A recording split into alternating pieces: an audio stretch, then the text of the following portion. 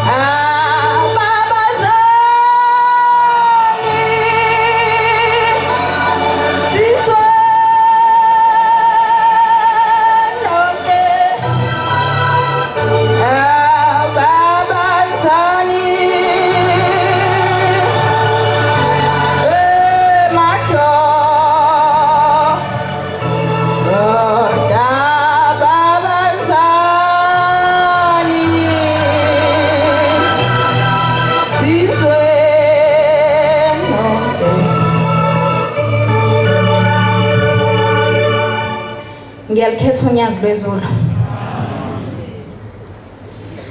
inkosazana yakwaDladla ekhulumayo ethempelini laseNtsabalele eMsinga emachumeni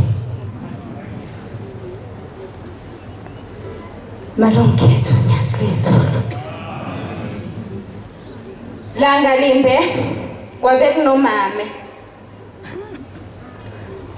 wayekade ehamba kikho kulokhu kukholwa sikho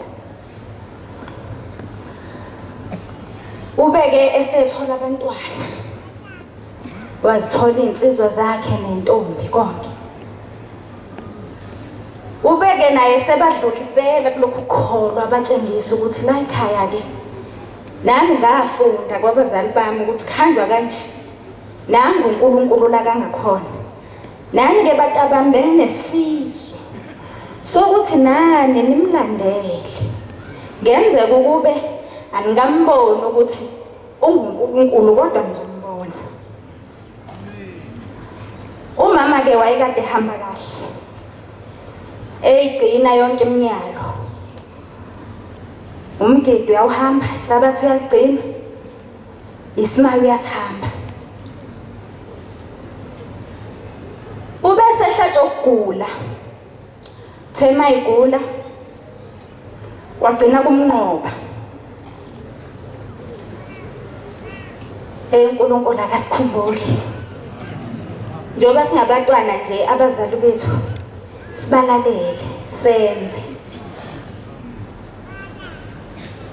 uthema ihamba umama ziphenywe incwadi zakhe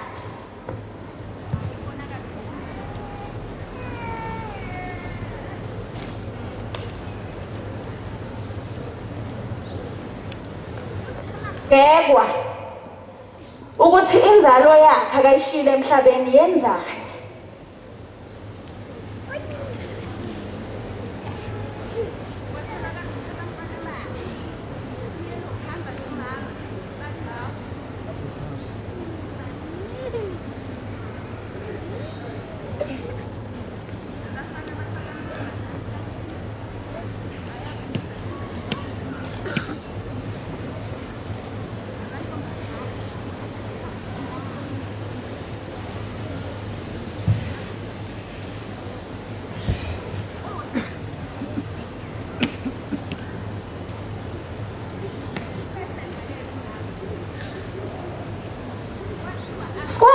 ukungenisa yebo khona ubuhamba kahle kodwa imfundiso yakho ayisalange emuva unelokuhamba nje kwathiwa hawu uNkulunkulu kaMaloya sengathi ushamba ngasikhumbula abazali bethu bengavinjwa ngathi ngoba bona basuke sebesikhombisile suke sekusele kuthini ukuthi senze angathi umzali mayethi mntanami isabathali yagcina uligcine ngoba esakhona anelokuflathela nje kulomhlaba bese uthi ho kwakuyilakhe phela siyacela ushamba bengakithi abazali bethu bazosidedela ukuthi siyozama impilo endaweni ezahlukene akona ngoba besuke mhlawumbe kukhona abakuthembile bathembe imfundiso zabo noShembe lesimkhonzayo. Inkosi ibusise nikuzwile.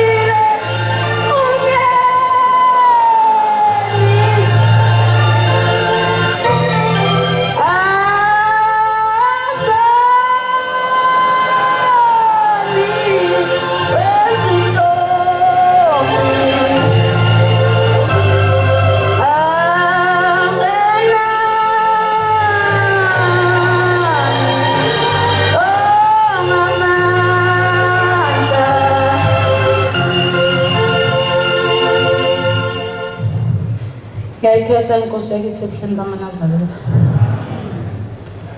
Nkosazana eguqile yakwazi ngesibongo igama uNkazimulo ezweni la uMpukunyoni ithokozanthe ayibonkosi. Ukufika amaNazaretha engcwele uShembe emazweni akithi komunye umama wayegula ephethwe isifo esasesingaziwa ukuthi yini. Engathi uShembe ngasiphi inhliziyo zokumthanda ngendlela akasithanda ngayo amaNazaretha. Utema sefika uShembe emazweni akithi aMpukunyoni wafika umnikazi wezinto zonke umama egulele lesibhedlela kungaziwa nokuthi uphethwe yini odokotela sebemhlole baze bayeka. Wayehlele esibhedlela lo mama sekufanele ukuthi ahlinzwe kuthiwa kunento esesiswini engaziwa ukuthi kufanele ikhishwe yona. Uthi mama wathi ehlanu usesengenile isabatha uthi wathelele uthi wabona kuvule kumnyango kwasefika uThixo wethu ekhazimula emuhle muhle maNazaretha uShembe. Wathi uShembe mayifika uthi lo mama wavuleka iminyango yavuleka iminyango wacabanga ukuthi udokotela kanti uThixo unyazi lwezulu ohlele ehlawuso sobukhosi. Uthi wavula isivalo egqoka ijazi lobudokotela uthi mayifika wafika wathatha ifayela lalo mama walibuka mase wamvula wamhlinza wakhipha izinto engaphakathi wambuyisela kahle wamtisha engathi akazange wahlinzwa mase wathatha isifayela bese wasayina ngesignature sezulu. Uthi lo mama lo wafika udokotela uthi sekuyisikhathi dokotela basemhlabeni uthi mabefika bathi baya-check-a bafica isignature sezulwini bathi bayamhlola lo mama bambuyisela emshinini kwathiwa akanalutho phakathi ngomusa wonyazi lwezulu inkosi ayibusisa amazwi ayo.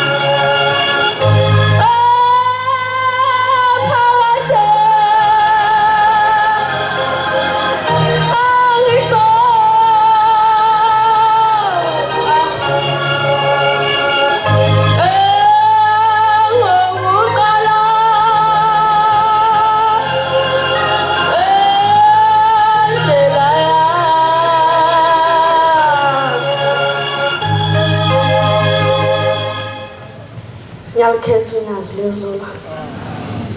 Inkosazane eguqe phambili nokubonga abakaZulu usabatha la esalamisa. Ngicela usheme angisusa uvalo kodwa kusaluncane. Ngelinye ilanga ngisekhaya ngibuke enye ividiyo kukhulunywa ngokuthi ukubaluleka kokunikela ethempelini. Iyakhuluma le nkosazane ithi uShembe wayeza ezweni lakubo kwakufanele kushade kunikele umnikelo wothando. Uma eshumayela uthi khona ubaba wayehleli ehlalweni esinamasondo kwakuyisabatha njengoba bekufunda umthandazo wesabatha ugoqo kwenze yonke into. Uma sekunikelwa athi lo baba acela nembeyi ngaphandle wesango. Uma ehlala ngaphansi komthunzi abe nesithongwana. Umelele ezizwi ethi wena unikelile nomnikelo wothando. Ethi cha baba zangu unikele. Uthi uma esasethongweni ebona izitini ezinamagama wabantu zidlule ebuze futhi lo baba ethi lezi zitini ezinamagama abantu ezani. Ethi ubaba emphendula ethi abantu abanikelayo uma besha uthando ngizezweni lakubo. Zidlule iqhubeke lezi zitini ezinamagama. Ethi lesi esingabonakali igama lomuntu indaba sona singabonakali kahle. Uthi ngoba asilotshiwe akajwayele ukunikela ethempelini uma kunikelwa. Athi hawo. Athi ubaba embuze athi wena uleleleni ungayikunikela. Esibone isitini sokugcina. Ethi baba lesi sitini singenagama indaba sona singenazo. Athi ngoba wena awunikelile esakho lesi sitini ungasilubanga. Ephaphame ephuthuma ethempelini ayonikela. Uma enikela bembona ukuthi ujuluke umanzi. Bembuze bethi baba indaba ujulukile umanzi. Ethi ngibona izitini ezinamagama abantu. Bambuze bathi chaza ukuthini lokho. Bathi kusuke uma unganikelanga ngeke ulotshwe kulezo izitini ngoba izona ezizokukhulula ngokwelisayo. Sicela uShembe esipha uthando nomusa. Ngicela umama ongizalayo intombi yakwaSibiya lapho esebenza khona bamamkele. Ugogo wami uMamncanga ngicela uNkulunkulu amandisele insuku zokuphila. Nkosi ibusiseni kusele.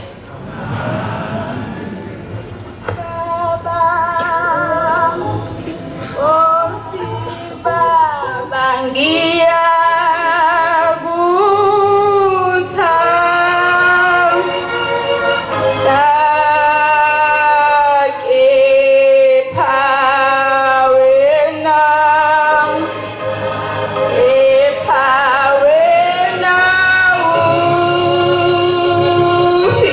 Sim.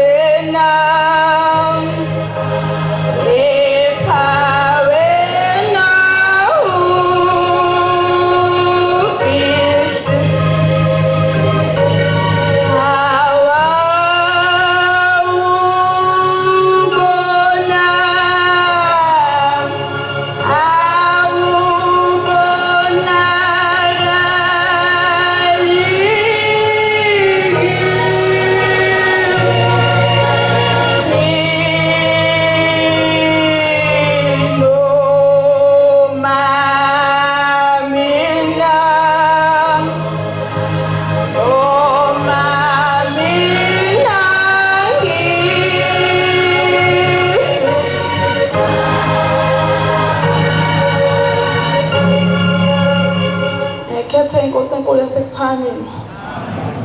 Igama lami nguSinenhlahla Ngwamthetho eMtuba ethempeli eMbalenhle phansi kwamshumayeli umchumi nomkhokheli uMaNkosi. Nami ngisukume enkosini enkulu yasePhakemeni ngokuyibongela kumntwana. Kwathi ngelinye ilanga ngisemtuba ngangenze i-license lapho. Uma ngihamba bese ngangihlezi ngigibela uma ngiyakhona e-town. Uma ngihamba ngelinye ilanga kube khona imoto ifike ithi icela ukungibeza. Lapho ngangisaba vele imoto, ngiyayisaba nje wathi uma ngabe igibela imoto encane noma ngabe kunjani ngabe igibela. Lapho ngaleyo day ngangiyilethi ngowenza i-test. Hayi ngithi ngigibele. Leyo moto leyo kwakunabantu obhutisha ababewu-2 ko-driver kube umuntu oseceleni. Sengizofika ngala ngiyakhona mase ngiyasho ngithi nathi la ngiyakhona. Mase kuba angazi noma ngathi angizwanga noma kwenzakalani wayidlulisa lo driver lo wayidriver le moto le. Uma edlulisa eselenga serobotini ngithi mina hawu sesikushile la ngiyakhona. Mase le omunye ethi hawu sesishilo lo omunye oseceleni ongadrive. Velane kube ngazi ukuthi abazwanga. Mase lo omunye ibihamba njalo imoto sesofika ngaserobotini. Mase lo ongala eceleni ewele eze la eceleni kimi. Uma esewelile sela eseduze kwami sesiceleni ibiyahamba njalo imoto sengathi bayangijikisa bangisa la ngithi ngiyakhona. Ngiphinde ngisho sengizofika ngiyehlala noma kucane ngishiya lana yeke. Evelane futhi ephinde kuba ngathi angizwanga. Lo osehlele eduze kwami usethathile isikhwama ngisiphethe. Wasithatha wasibeka ngakuyena, wathatha ifoni yami. Lapho mina angazi ukuthi kwasekwenzakalani. Nkosi Yesu simakade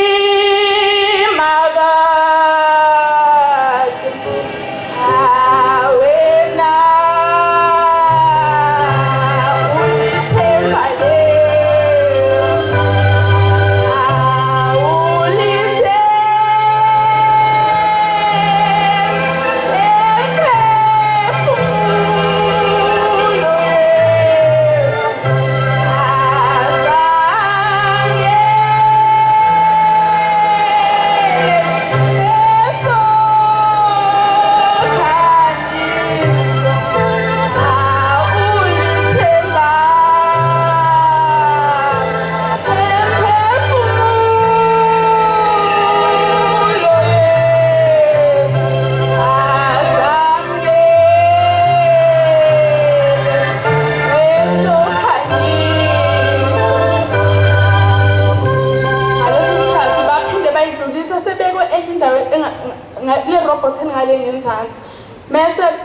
velane kuba mase kumele sengijike futhi sengithi mina sesivele sadlula lesiyakhona vele izinto zami zonke sezingakuyena lo muntu velane ejike eyongibeka mase bejika sebeyongibeka kwangempela lapho yonke into yami vele singakubona bahamba nayo nje kepha enkosini Phakemeni ngibonga ukuthi abahambanga nami ngoba ngazi ukuthi kwakwenzakalani ngaleso sikhathi. Mase ngizodlula enkosini Phakemeni ngizodlulisela ukubonga ubhuti uthe ngoDisemba baphelelwa umsebenzi. Yathi inkosi enkulu ifikile ekuthuthukeni. Mayifika inkosi ekuthuthukeni ngase ngiyamcelela ngeshumi. Ngathi ngiyacela ukuba ikhumbule nosisi wami imkhumbule ubhuti ukuthi ethole umsebenzi. Uthe ngoLesine wathi ubiziwe ku-interview wathi izolo wangifonela wathi ubizi ukuthi uyaqala ngomsombuluko. Mase ngiyacela enkosini enkulu yasePhakemeni kube ikhumbule usisi naye ngimbekile enkosini enkulu yasePhakemeni. Usisi ungena esibhedlela ngoJanuary 15. Bathi odokotela sengisikhohliwe isifo lesi. Bathi sengisikhohliwe. Bathi bazomnyisa eTiyoti. Mase bazomnyisa eTiyoti bamnyisa ngoFebruary wangathi uwe bangcono sephuma wahlala 2 weeks waphinda futhi waphinda wabuyela. Mase ehlala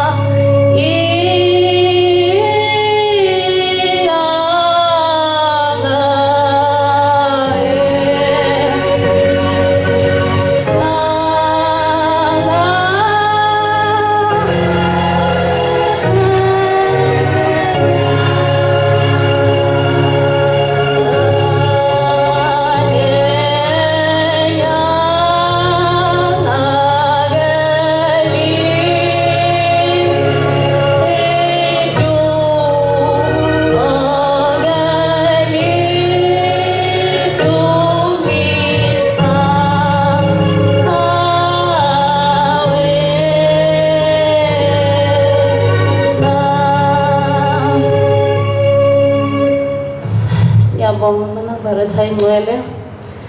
Okhulumayo uMandisa wakwaNgcobo. Ngingwasemnambithi kodwa ngikhona la eSandabezwe. Amen. Nazaretha ngibuya ekufeni namanje ngiyawuzwa umzimba ukuthi usebuthaka angakaphili kahle angakabuyela esimeni. ngoLwesihlanu phakathi nobusuku uLwesihlanu lesibuya kulona phakathi kwamabili ebusuku kwaku12 kwakuLwesine kusa kuba uLwesihlanu bengaphilile kahle enyameni nasemphefumulweni kangangokuthi bese ngiphelelwe into yokwenza ngoba nodokotela amaphilisi abebenginika wona bengasangisebenzeli. Ngiye ngalala ngoLwesine ngilala nginganalutho ngikhuluma nomndeni wami ngabo10 kanti ngo12 ngathi mangilala ngazama ukulala kanti ngizozunywa yikho ukufa ngoba ngiyakhumbula ngaphaphama kwaku12 nakhona ngisukuma engubeni ngisukunyiswa ukuthi ngiyawuzwa umphefumulo ukuthi uyahlukana nenyama kwasekusele kancane eNazaretha ukuthi ngishone ngoba ngathinta owayeseduzane nami engihlala naye endlini ngamtshela ngathi umphefumulo uyaphuma manje uyazi ukuthi bengigula ayikho into engisengizoyenza ngawuzwa ukuthi uyaphuma kwasho ukuthi ke ngaleso sikhathi ifoni yami ayinayo ipassword wafonela amaNazaretha ahlukahlukene wafonela nasekhaya ngaleso sikhathi ngabe sengibuza onyazini lwezulu ngathi Nkosi ngiyezwa vele noma umphefumulo sewuthatha kodwa ngicela ukukhumbule ukuthi lapha njengoba ngiNazaretha ngakhethwa imndeni nawe Shembe wangikhetha manje mawusungithatha ngisemncane kangaka bona umndeni wami uzovuma na ukukulandela ngoba ukakaboni lutho oluhle kumina. Ngabuza ngathi Nkosi njengoba ngimncane kangaka sengihambe emhlabeni ngenze lutho oluhle noluphathekayo khona lapho ngiyakhona ngizofike ngibe yini ngoba ngezwa phela esandleni ngingaphethe lutho ngabona futhi ukuthi kunzima.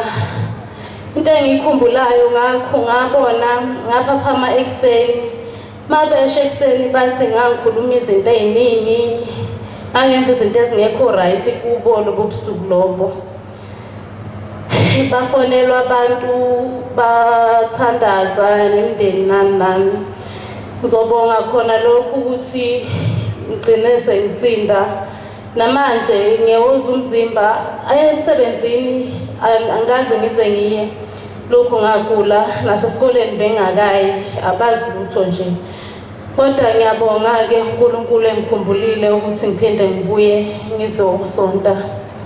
Ngiyabonga kakhulu maNazaretha. Ngizocela nje ukudlula kwenye nje indaba angishumayeli. Kwakunobaba wayekade sebenzela umlungu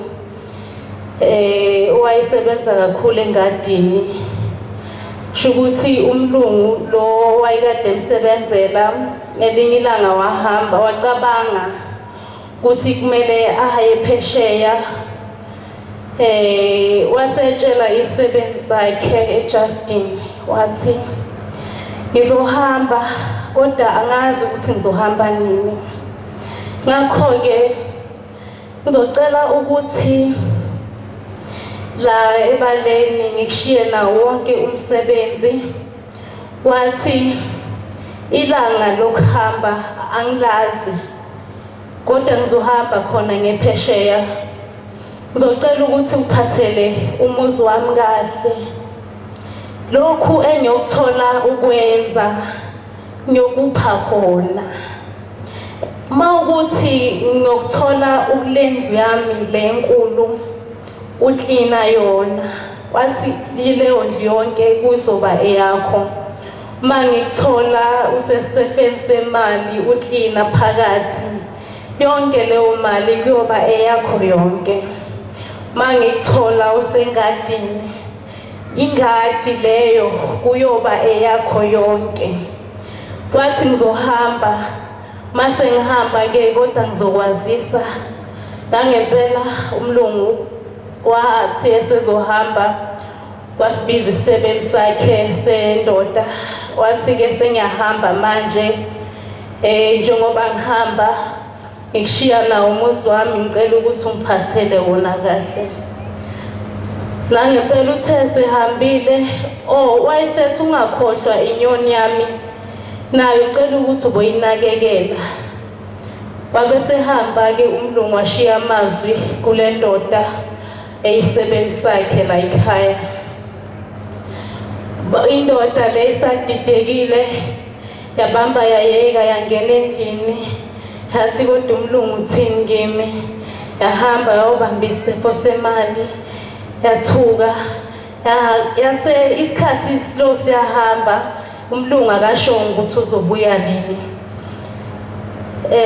Ebese isikhathi masihamba umndoda le ebese ikhohlwa ukuthi umlungu wathi nenyoni nayo ayiphathe kahle, aqhubeke enze umsebenzi wayo njengoba bekade ewenza.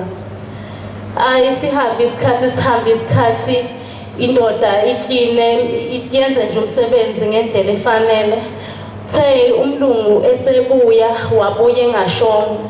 Uthe mayibuya ubuya indoda le izwa ukuthi umlungu esesendleleni, indoda yangena endlini yezwa into enukayo. Yakhumbula konje ukuthi kwakunenyoni kwafanele ngabe wayinakekela, wayithatha le nyoni umlungu kushuthi wayesasendleleni. Wayithatha seyifile, uthe sethi uyilahla mayethi uyaphuma phandle ubona umlungu. Wathi ngiyabonga umsebenzi wakho ungenzele wona, lento oyiphethe ngikupha yona. Uthe mangabe uthi uyayibheka into akayiphethe le ndoda, inyoni efile esandleni sakhe. Sengithi mina ngalamazwi sinikeziwe ithuba lokuthi sikhonze unyazi lwezulu. Ngakho-ke isikhathi asazi ukuthi imhla yethu yokuphela iyofika siphethele esandleni. Ngakho-ke ngikhuluma lamazwi ukuthi ake kube ukuthi uShembe mayesesikhumbula athole okuhle ezandleni zethu, noma kube kodwa nje uNkulunkulu akukhumbula ngakho, ngoba sisemhlabeni wobona amaNazaretha enesebancane. Sicela uNkulunkulu asiphe impilo emhlabeni. Ziningi izinto esisafuna ukuzenza, sijabulise abazali bethu, sijabulise naye uqobo lakhe nemindeni yethu lelethulu lomhlaba. uNkulunkulu ngathi ngasikhumbula, inkosi ibusise amazwi ayo. Amen.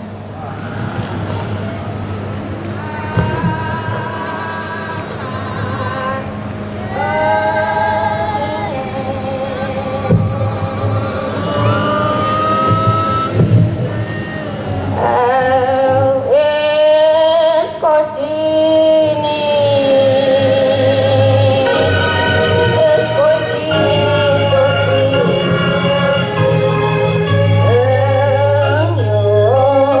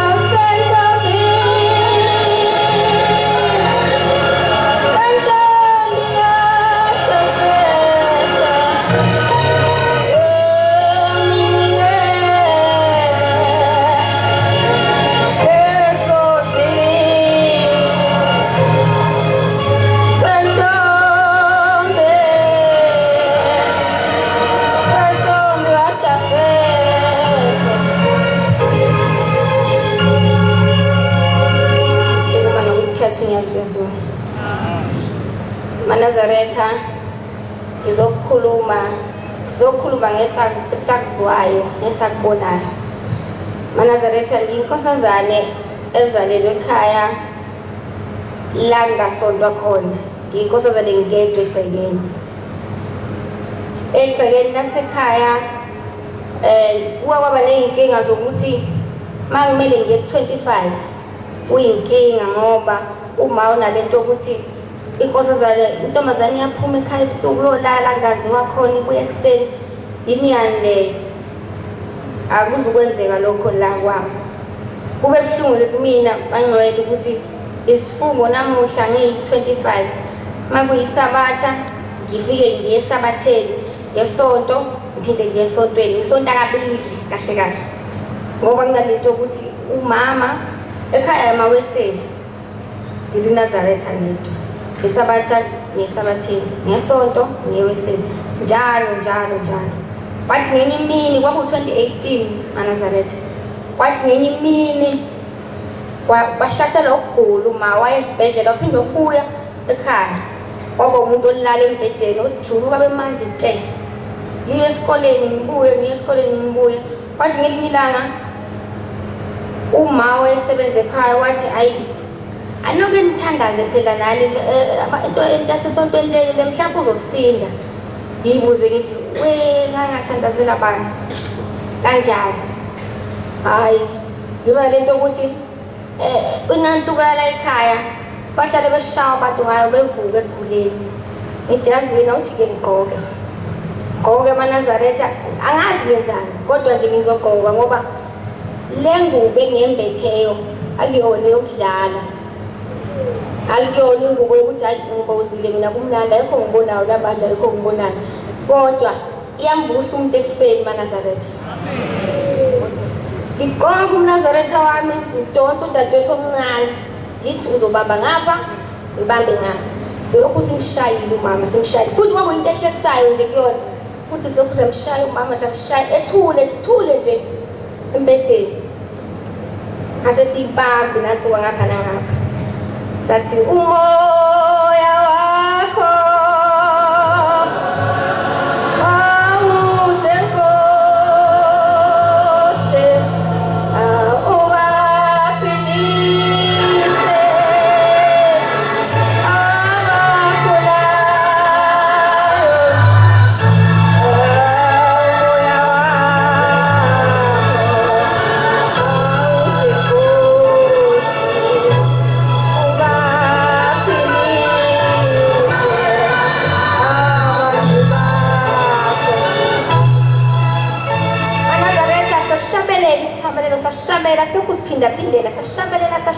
sahlabelela sathi masiqedile sathi nantsonga ayigoqa liba phezulu kuwardrobe saqeda wahlwa kwalala. Ukusa MaNazaretha engikwaziyo ukuthi ngavusa umama ngeparish ekuseni umuntu wayelele embhedeni ngalela nsuka esiyimbetheyo akuyona into yokuthiwa umbozi yamakhosazane cha yamvusa umuntu ekufeni lena nsuku. Ngakho-ke makhosazane ukuyiphatha kwethu kumele kuhambisane ngendlela ngoba akunoma ubani umbatha lena nsuka le kumele uzazi ukuthi umephi. MaNazaretha wavuka umama embhedeni senzela iparish ngikhohlwe nokuthi begula. Wathi umama hayi ngakona noshembe wena ungivuse ekufeni. Hayi mina ushembe hayi cha yambonga ushembe ngavuka. Ngithi ubaba wavuka ngempela umama embhedeni kulungile. Uthi umama ulele ebusuku kwaqhamuka ubaba wakhe wathi musa ukuvimba ingane yami mayosingenisa kumdedele. Wathi umama no yini umdedele ngase sengimdlalela kanje.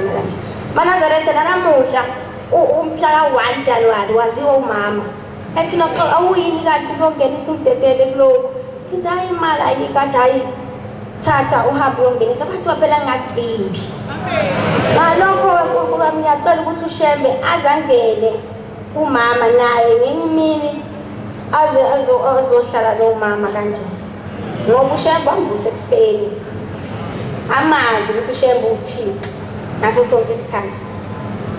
Inkosi yokusisela ekuzweni.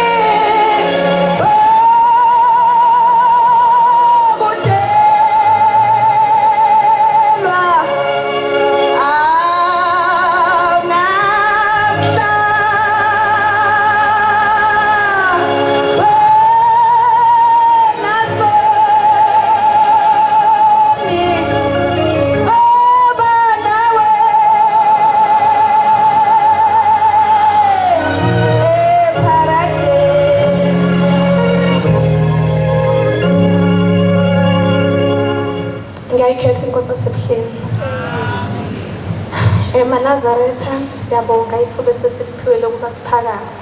Ngiyacela ukuthi njengoba sengiguqile uNkulunkulu aze ahlale olimini lwami, angiphe amazwi afanelekile ukuthi ngiwakhulume. Nazaretha, njengoba ngiguqile ngizokhuluma ngendaba eyake yehlela ubaba wami ongizalayo, ubaba Shabako. Uthi ubaba kwake kwathi ngesinye isikhathi empilweni yakhe kwenzeka izinto eziningi ezinzima, izinto nje okuwukuthi kungekho okuhlanganayo empilweni yakhe, kungekho ethi uzama ngapha bidlike ngapha, ethi uzama ngapha bidlike ngapha. Konke lokhu Nazaretha kwakwenzeka eyili Nazaretha, eyinhlatsuthi kaShembe. Uthi waze wafika isikhathi nje la abona khona ukuthi kodwa uNkulunkulu kazi uthanda kanjani, ngoba phela ngiyazama ukwenza zonke izinto, ngiyanikela, ngiyathandaza nje, ngiyazenza izinto eziningi, kodwa yini lento ingahlangani, ngoba ukungahlangani kwazo kusho ukuthi kuzobulala umuzi wakithi.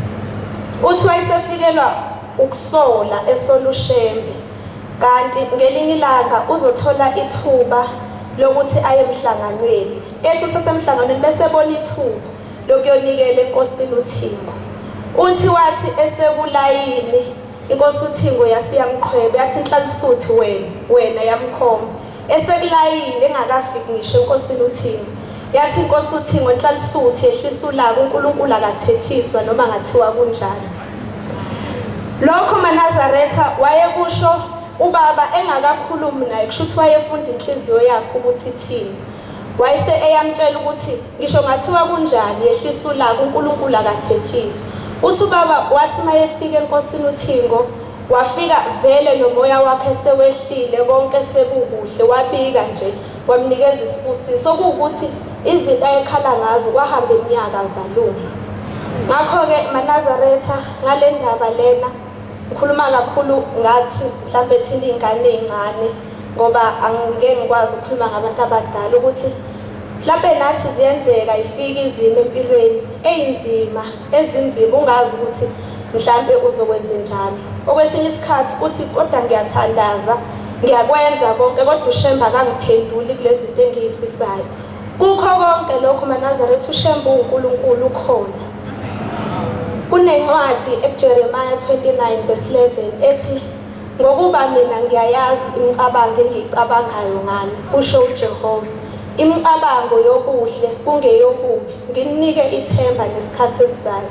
Ngakho-ke njengoba sila sonke Nazaretha, uShembe unemicabango emihle ngathi. Ithi inkosi uNyazi ishumayela ngelinye usuku, ithi ngike ngingalali ebusuku ngicabanga nje Nazaretha. Ngakho-ke noma ngathiwa yiluphi usizi, noma ngathiwa iyiphi inkinga, uShembe uyayazi ukuthi yena uzoyilungisa nini, kanjani, ngendlela yakhe nangesikhathi sakhe.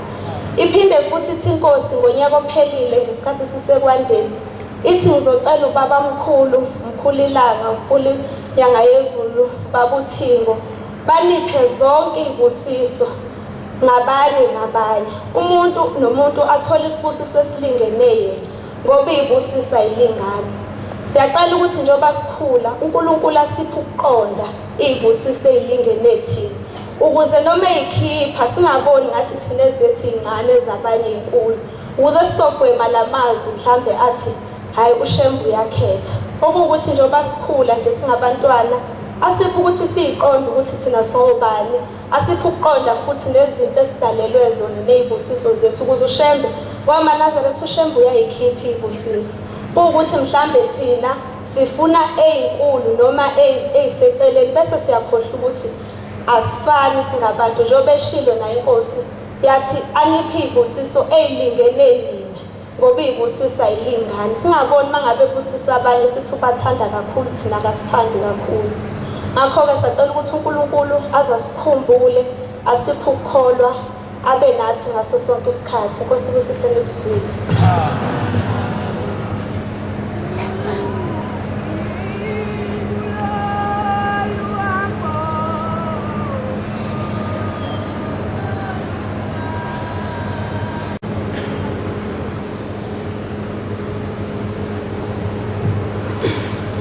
Baba ngikuloyo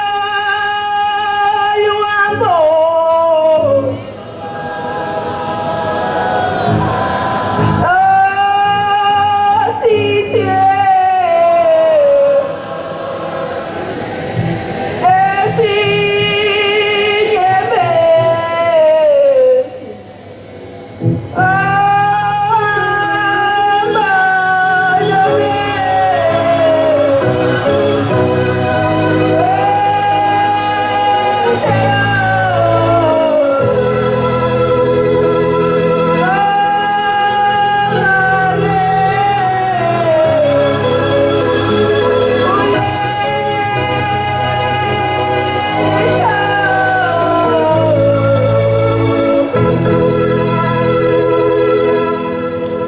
ngikhethe ngezezulu.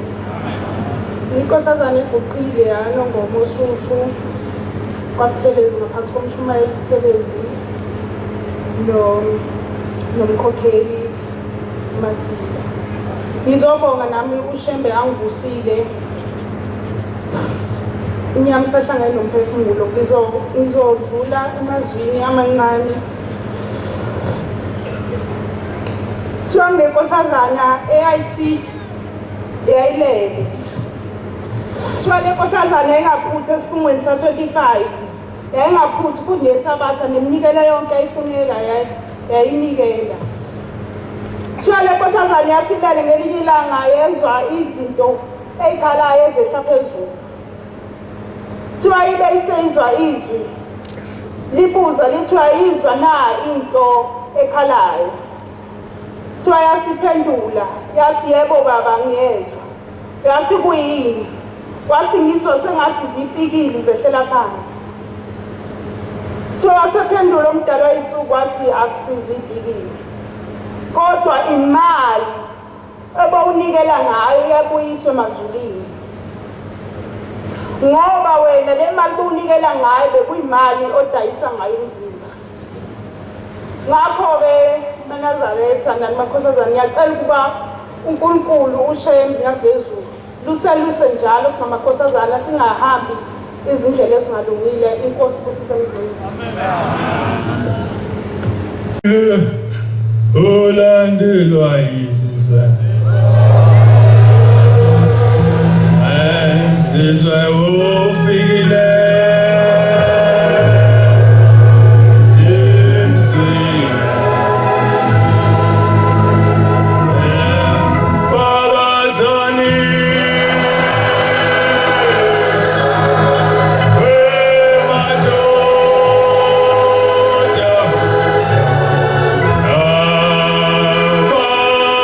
Amazon.